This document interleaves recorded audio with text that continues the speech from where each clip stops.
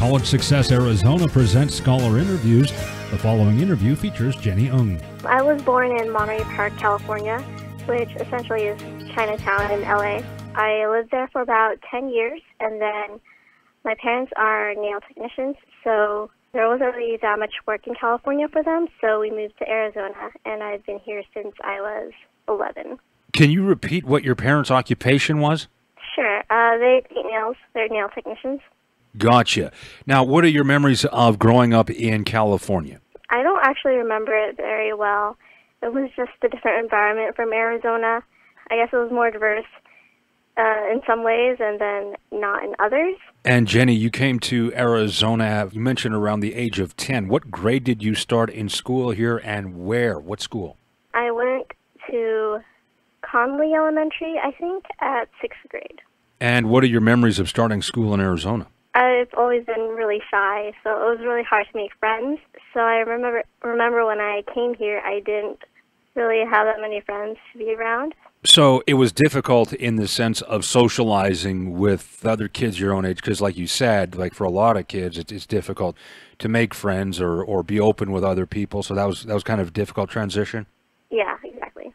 And how did you do in school so far as your grades? In middle school, they were pretty well, and then in high school, it was kind of a mix because I always had high expectations for myself, and my parents always had really high expectations for myself. I didn't necessarily always meet them, so that disappointed me a lot.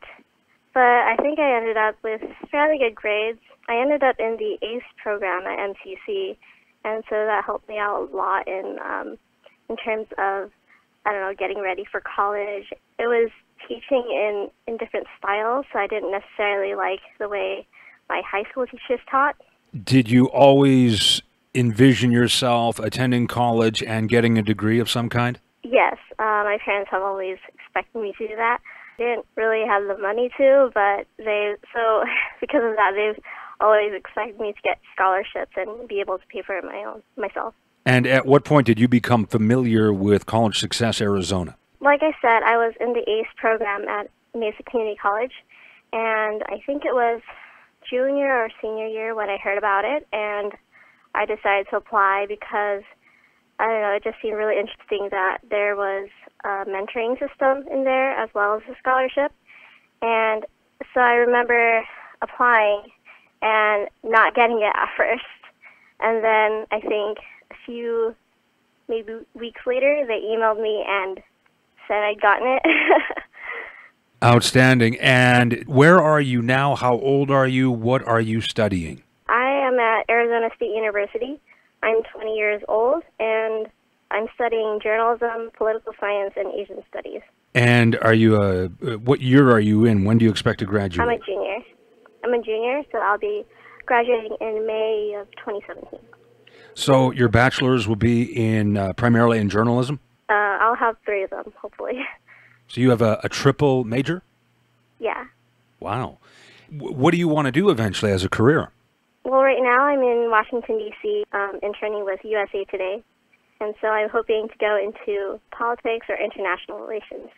You want to go into politics in the sense that you would run for office? Writing, journalism. Oh, I see. You want to be a political journalist. Right. You're working with USA Today. Describe that experience. I've worked for them before in their college section last summer, and that wasn't necessarily an internship. And so when I apply this time, it's more of a different experience because I'm actually working at the office. And I don't know, it's just been really cool because I've gotten front page stories so far.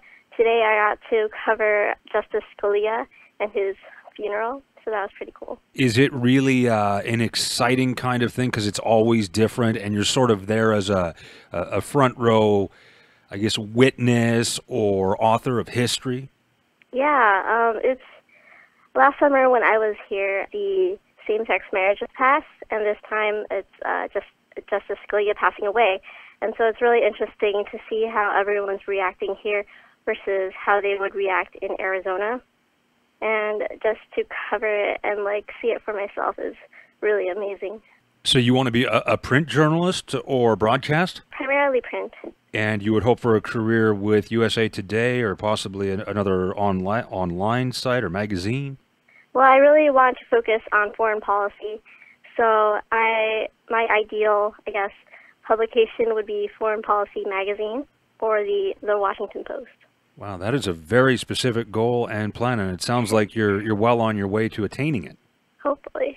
And you would be based where as a correspondent? I would really love to go abroad and cover things from there. Backing up a little bit, you graduated from what high school? Dobson High School. And did you attend a community college or right to ASU? I went to MCC for a few years while I was in high school for the ACE program, and so I had about 18 credits coming into ASU.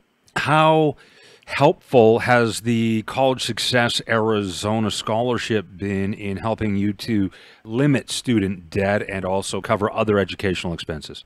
I feel that if I hadn't gotten the scholarship, I'm not sure if I would have gone to Arizona State. I probably might have gone to a community college instead. And so it's really opened up the possibilities and the opportunities that I'm doing. Before last summer, I didn't have any loans. And so the only loans that I ended up having were for my Washington, D.C. trip last summer. So it's just interesting to see how many opportunities I've gotten because of the money. And the mentorship's really been helpful too. I've had about, I think, 3 advisors from College Success Arizona so far, and they've all been so incredibly helpful in recommendation letters, just advising me and what I want to do, and just checking up on me. The success advisors act as mentors, encourage you to network within your field, to possibly make contacts that could prove to be valuable down the road. Is that part of it? Yep. Outstanding. And what are the other aspects of your college experience that have been rewarding in terms of maybe making friends or gaining confidence in some areas? You said you were shy as a much younger person. Well, when I first joined college, I joined this club organization called Maroon and Gold Ambassadors. I joined it from the start, so it was really helpful in making friends since that was basically the recruitment period. And so our class in that organization got really close, and I ended up making a lot of friends that way. So I've been in that club for about 3 years now, and each semester we have recruitment. So it's really been helpful in making friends and getting out and being more social and things like that. And I think journalism also has a role in me being less shy now, because I do have to interview people and I do have to go up to people that I don't know.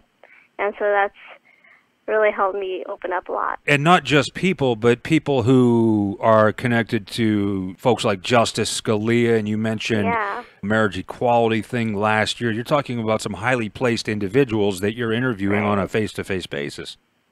Exactly. And so that's helped me.